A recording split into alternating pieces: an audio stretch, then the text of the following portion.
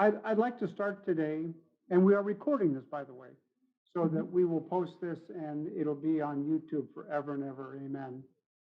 Um, so I'd like to start with an introduction of Karen, and then we'll both introduce Bob. We have two different perspectives of working with Bob, and today's call we will share those two viewpoints, or at least relationships. Karen Sillis, and I always say that wrong, I'm sorry, it's Pacillis, is based in Portugal and has been a photographer for much of her adult life. Mhm. She has several books to her uh, background, to her credit, a fine art book that is over the top gorgeous uh, about the Lusitano horses, based principally in Portugal and also in Brazil. So her photography career started in that industry of photographing equine, and I probably said that wrong, equine. That's right. Um, and several years ago now, she published a book called Loss and Beauty, Solace in a Troubled. I got that Creating wrong. solace in a Huh? land of infinite sorrow. Wow, doggone it. Creating Solace in Land of Infinite Sorrow. Apologies, Karen. We did Oh, an exhibition of her work here, which is why I should have the title fully in my mind. Uh, Wonderful work, incredible book.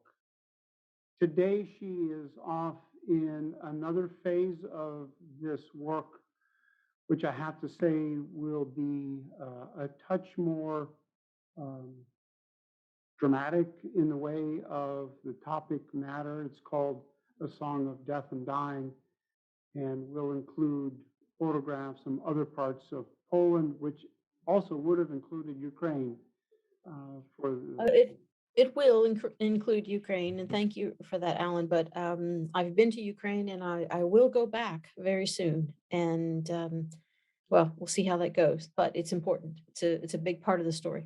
yes, it is because of her experience in telling a story and her ability to create art in a book with a story, and then her teaching ability and her teaching expertise in organizing and constructing and curating a book. And she worked with Bob on that process for his Alone at Midnight. Yes. So before Karen gets a hold of Bob, let me give you an introduction to Bob. Good. We've known Bob for about 10 years. We've talked about an exhibition for probably a couple of years. And we put this exhibition together at Art Intersection. Uh, had a hard time with the title. At one point, it was going to be called Bob. Um, but it is truly the essence of a photographer in the sense that the variety and the dedication and the engagement in the work shows some insight into Bob is insight into seeing and also the ability to present. He cut most of the mats for this show, which is really impressive after um, having a minor struggle with the asphalt on his bicycle. But he really came through, and the presentation of the work is fabulous. I hope everybody has a chance to see it. I would like to also say that one of the questions that we've had in the exhibition is, why don't I know Bob's work? Why don't I see it online? Why hasn't he got a presence in the photography world? And that's a question we're going to get to with him in just a little while. His work has been principally around many nonprofits in the Valley of the Sun, and his commitment, his dedication there shows his big heart. And I think this also shows another part of Bob's heart and passion. So I would like to pass this conversation to Karen, talk a little bit about two books, and maybe before we go there, I'm sorry, back up one step. Bob's photography doesn't only live in a single image or two or 20 or 100 that are in frames that are somehow diversely disconnected. He's taken the time to put together 4 or 5 books. He's put together a portfolio.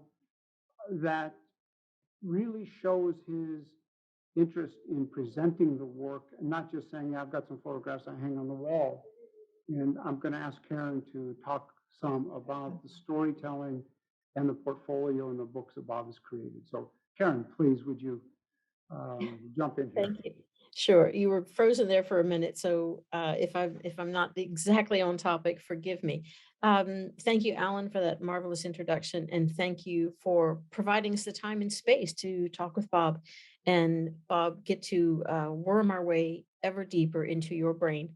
Thank you for agreeing to this. Can you all hear me? We can hear Yes. you. Okay, frozen, great. Frozen again. That's But carry on. okay. I'm carrying on. So Bob, you and I met each other when you took my online bookmaking class, and I was immediately taken with the photography. But I was a little bit forewarned because I had seen your work of the portfolio, The Field, prior to us getting together in the class. And so my overarching question was, why were you taking the class? We quickly, dispensed with that because you were keenly interested in design and the mechanics of the book and type and all that kind of thing.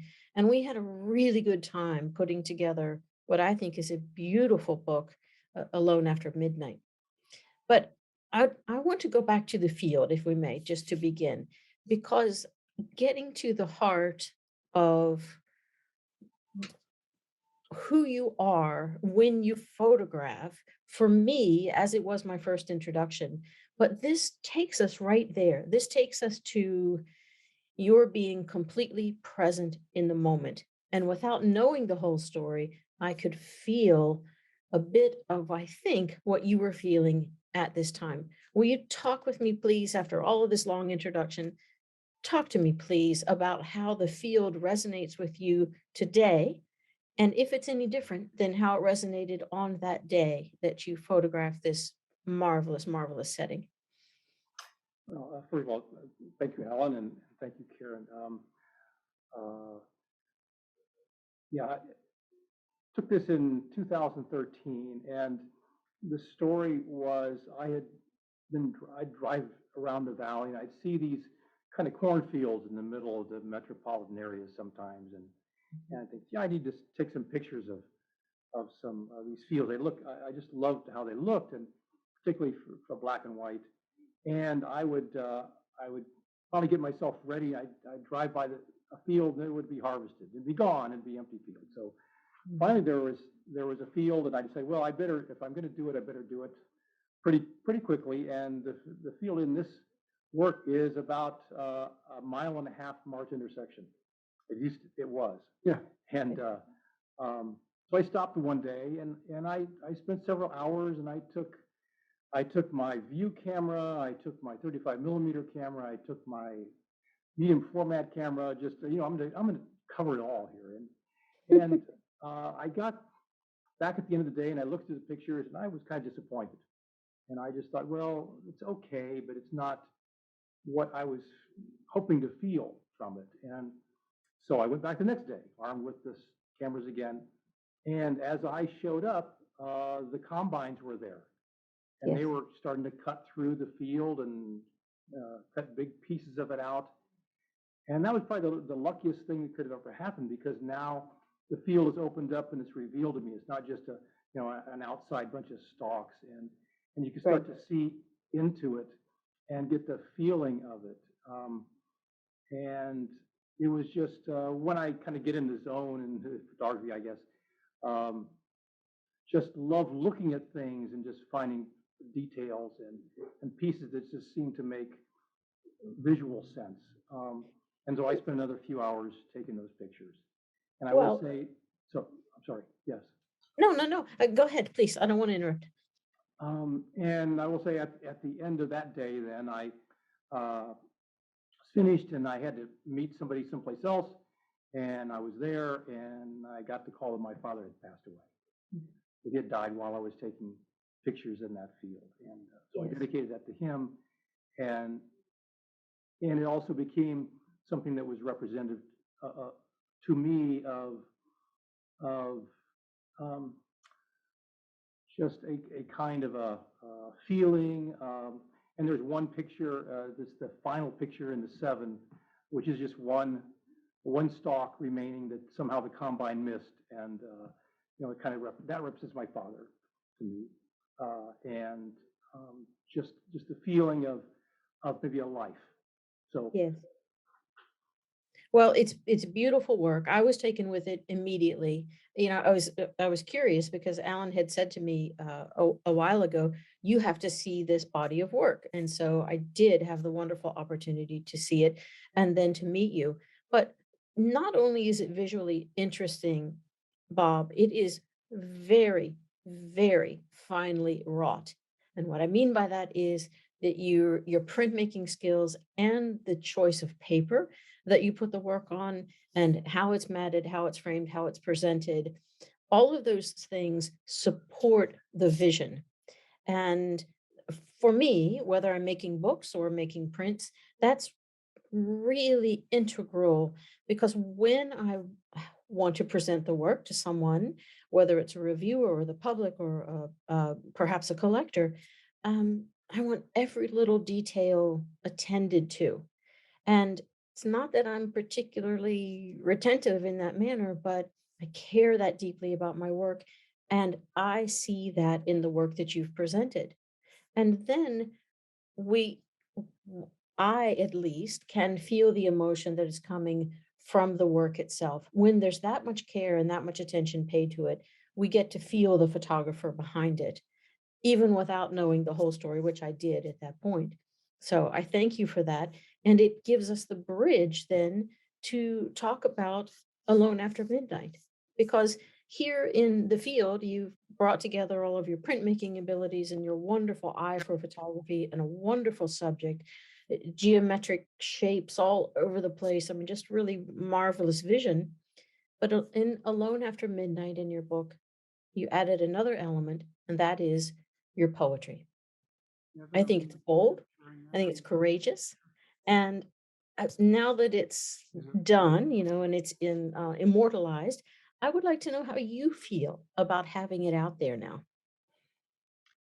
well, I wrote the poems in the mid 70s, Mhm, about a 5-year stretch, and uh, before this exhibit opened, probably 3 people had read the poems. mhm. I really hadn't shared them with anybody else. And when I wrote them, basically it was a young man's angst, as you're starting life, when you know what's what's your life going to be like, what will happen in the future, um, and so it was basically just written for me, and it was actually after midnight when I wrote most of these poems, um, many of them, and it was, I guess, a bit surprising to me that they resonated with other people as well. I mean, I enjoyed them, but the purpose wasn't to, to uh, share them a lot with other people. But I would say with the exhibit, I probably had more comments about that part of the exhibit than any other in just the poetry, and it was really humbling to hear some of the comments of the fact that it did reach people um, and their feelings, and it was kind of nice to hear that response. Well, they read, I'm not going to hold myself up as a poetry critic, but they don't read as if they were written by a young man. They read as if they were written by a a searching, intelligent, caring, um, questioning person.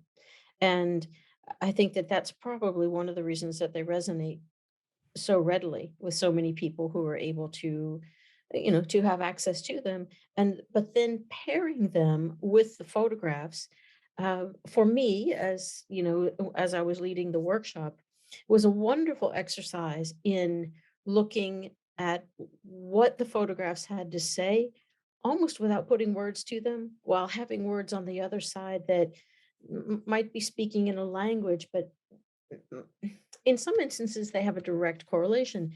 like the photograph of your son or your daughter or your wife early on in your marriage. But in others, there's just a feeling that's the same. And I'm wondering if you could talk to us a little bit about what that was like as you were going through and choosing. I mean, talk to us about that because few photographers have done this. Well, thank you. Originally, I had the title of this 35 years ago. I knew Mm. what the title of this was going to be, and someday I would put this together. And I actually had a friend who typed all of them up with a typewriter a Mhm. few years ago, uh, and from my handwritten scrawls. And she presented a little binder and she had a little thing made that said "Alone After Midnight." And so then that was about 10, 15 years ago. So it sat Mhm. like that for a long time. Mhm. Then kind of the night before your class was supposed to start, I see that there's this class and it's about bookmaking. And I said, oh my goodness, maybe I should do something. So I signed up the day before the class was supposed to start. And I will say that the field, my Opus 99, any of these works, every single one of them was a result of one of the classes at Art Intersection. I mean, that's Oh, bravo, Alan. the catalyst for that, Yeah. because of the support that I got in those classes and the feeling uh, from the instructors and the other class members. Um, but able to go back over, say, 100,000 pictures and find one that I felt kind of resonated with the particular poem or what the message was. And um, my my goal still is to make about 5 to 6 art pieces of this with tipped in photographs and letterpress printed Good. to give to my family members. And so Good. part of this is wanting to also include my family, and because this is a part of maybe their heritage or something, a gift I can give to them primarily.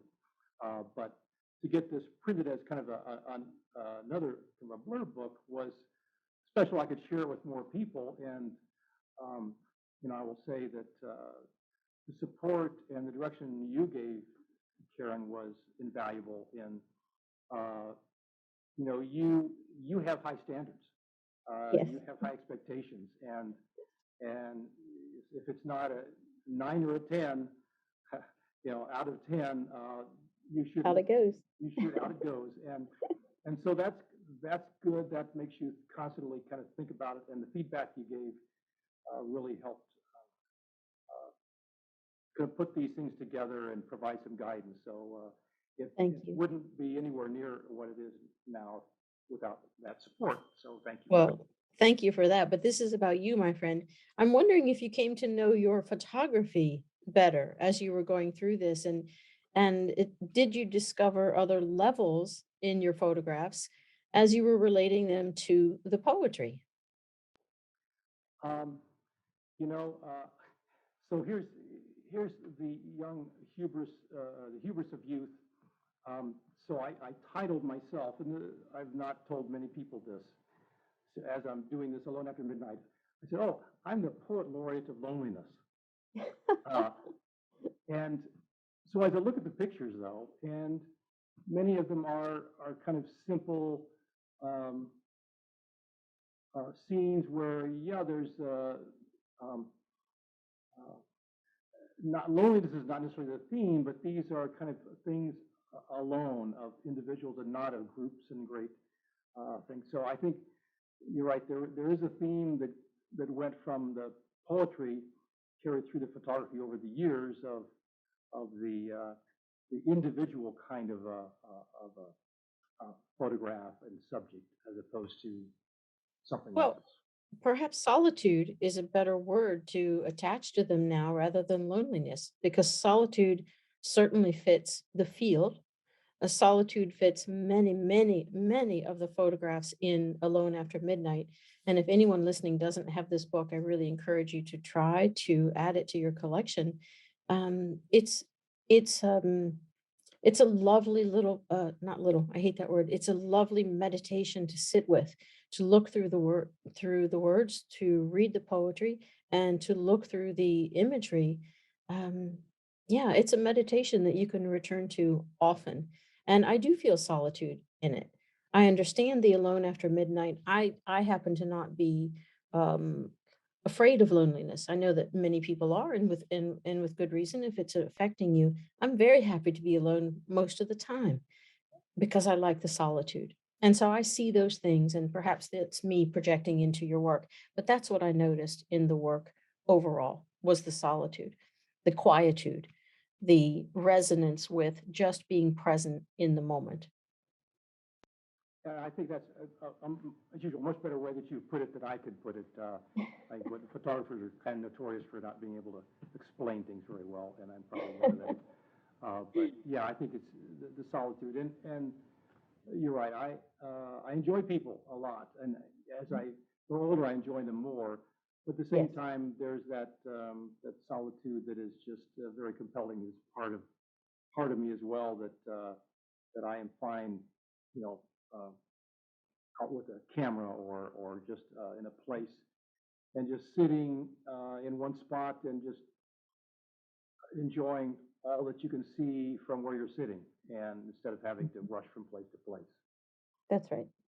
That's right. What Well, I'd like to add on in this conversation of solitude and um, presence. It's a word that you used early, Karen. yes. Bob's images all have a presence, and many of them have a very unique solitude about them. They are interesting and pull you in because there's something that you can't tell by just walking by the photograph. You can't see till you stop and look. This image that Bob has of an iceberg with a bird sitting on top of it. Mhm. The bird is just noticeable enough to get you to stop and say, "Oh, yeah, I see."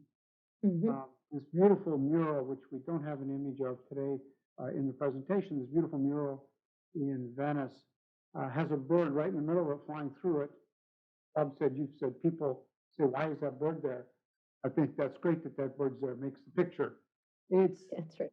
grabbing that interesting moment that exists. I'd like to expand the conversation to another book and to another set of imagery, and that's of Bob's friend Roz. And behind me right here is this image that's almost 6 feet tall. Um, I say sometimes I get trapped in the image, and then I'll get trapped in the technical aspects of it. Uh, and the image and the technical and the presentation need to be just right for me to stay with the image. The elements that make this interesting to be with are all there, taken on a 35 millimeter piece of film and then expanded to the size behind us. The print has this person standing there. And when you come into the gallery and the lights are out and you forget that there's this large image, Roz is standing there. I mean, literally present. Um, I think that work continued. We took this 40 years ago. So that work and that presence continues through all the rest of Bob's images. I will have to say, except for the beautiful women of Pebble Beach, um, that has a completely different aura. And we do have that book here, and it is interesting. And he tells me he has model releases on all that. So sometime if you can get into the gallery to see that book, it's interesting. Fun. Um, Can I interrupt just a second? He right now is watching us, watching you. Yes. Yeah. yeah, there's a presence. Um, I have another image that I have hanging in my home of a woman behind a screen door, and I had it hanging in my business in a hallway, and I had employees that would not walk down that hallway because she was watching them walk down that hallway. And as you said, that is Dennis. That is what he's doing. He's watching us, and it's nice to have his presence here. It's truly nice, and you captured that very well. The Opus 99, which is something that is overwhelming in the sense that it is 99 images that are so well printed, so well presented, so well designed to bring you in and make you feel like you're stepping into the presence of something very special. That speaks strongly of all the rest of the work, but really epitomizes that printing style, that presence that are in your images. It's Um, just incredible refinement. And as you said, Alan, it makes you, it puts you on notice immediately that you're seeing something that has been finely crafted and is unusual. And it's just one of the things that draws us to Bob's work. But the other, yes, the craftsmanship and the refinement and the fabulous printing quality, but underneath all of that, if the photograph is not there, dead on arrival. If it's not a 9 or a 10, it's out of here, right, Bob? And Right, yeah. There's a conversation here, I believe, that we can imagine happened, and I know how she can be. So, overbearing. but I would like to say that once the craftsmanship is out of your thoughts, then you can spend the time and get engaged in the image. So it's something that you do extraordinarily well. I do have a question, Bob, and it's been asked of me, and I have no answers for the people asking, is where does this go in the sense of your photography? How will you go forward with this exhibition after the exhibition? Will there be a website? Will there be more conversation? Or are you going to keep it inside Bob? A good question. Kind of the question to me is, what do you do with 100 photographs after they come down and in my house? So that's something I'll wrestle with. But you know, I'd had websites in the past, and they were okay, but I felt okay, it was more for Bob's ego than anything else. And although some people did look at them, but you know, primarily my photography I take for myself and the folks in kind of my circle who might enjoy it. I'm not a great promoter, but I do enjoy when people like the work and they feel something.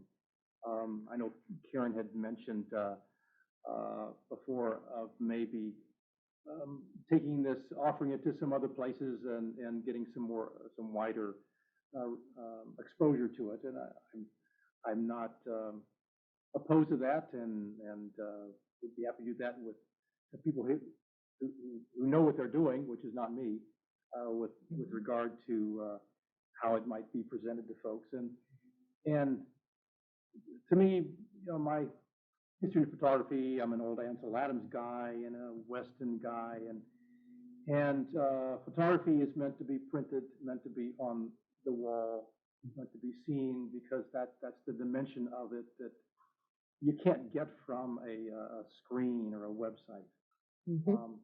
So that's where I enjoy most sharing the photography, through those areas. So we'll see what happens. I guess if there's any other avenues that would be open to presenting something. Just make sure it stays in the world. Okay? There you go. That's right. Well, and you do have the project in front of you to make the fine press edition for Alone After Midnight, because as my understanding has been, the Blur book was just a way to really organize the thoughts and think about margins and sizes and papers and how things were going to come together. And quite honestly, online publishing is tremendous for organizing a photographer's thoughts in that manner. But moving ahead with the fine press edition, I think, is marvelous. And I'm going to continue to bug you about going to a portfolio review or two and letting some other folks see the work. But in the meantime, you're in the best possible position a photographer can be in, and that is to be able to make your work for your own enjoyment and your own self-discovery. And it's tremendous. We're the happy uh, beneficiaries of that, Bob. Thank you. How are we on time, Evan? Well, we're right kind of at the end of this. You know, we have a small handful of people that might have a question or two. We'd be more than happy to take a question for Bob or for Karen. can I just kind of make a statement? Bob mentioned when he did the field, as if it was almost this accident, that he happened to be there at exactly the right time. I think we as artists are fortunate in the fact that these kind of things fall upon us. I was doing a photograph in Globe, and so these people were wandering into this church. And I asked what was going on, and they invited me in. And I was standing outside photographing. I got invited in. They were celebrating their 100th anniversary. They had Navajo ghost dancers performing. It was the one time in 100 years, and I was there. Now, would you call it an accident? I don't think so. I think that's what we as artists open ourselves up to fall into these kind of things. Yes. I think you're right, Dennis. So as we wrap up, I do need to put a plug in for Karen's next project. She has a Kickstarter with 10 beautiful books that are handcrafted, her photography, a variety of topics, subjects, and the income from that will go to fund this project, Song of Death and Dying, which I'm very, very interested in, even though I find it very, very disturbing. So, Karen, you will once again do a magnificent job on that, and I'm sure that these books will sell very well in your soon-to-be launched Kickstarter project. Very Thank soon. you. Thank you for joining us today, Karen. Thank you. Thank you for being part of Bob's journey. Well, it was entirely my pleasure, getting to know Bob last year and knowing that we'll continue a collaboration or friendship is a real joy for me. And Alan, once again, you are the facilitator of that. And so thank you, Bob, and thank you, Alan, and everyone at Art Intersection and Evan behind the camera. It's a great pleasure for me. And yeah, I'm your biggest fan. So I thought I was a big fan. I just got outvoted. Thank you all for joining us today, and Bob, thank you so very much for sharing this. It truly moved the vision and the enjoyment and the connection that people had being here. Appreciate it. Thank you. Thank you. thank you, Bob. Congratulations again, my friend. Thank you. Okay. Goodbye all. Bye all.